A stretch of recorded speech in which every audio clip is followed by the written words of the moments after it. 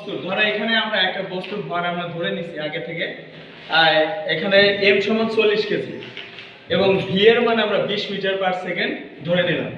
এখন তোমার এটার গতিশক্তি অর্থাৎ ওই বস্তুর গতিশক্তি বের করতে বলা হয়েছে। তাহলে আমরা একদম এটা ইজি এবং সহজভাবে আমরা লিখবো যেটা, অর্থাৎ আমরা গতিশক্তির সূত্র জানি কি, E কে সমান হাফ mv স্কয়ার।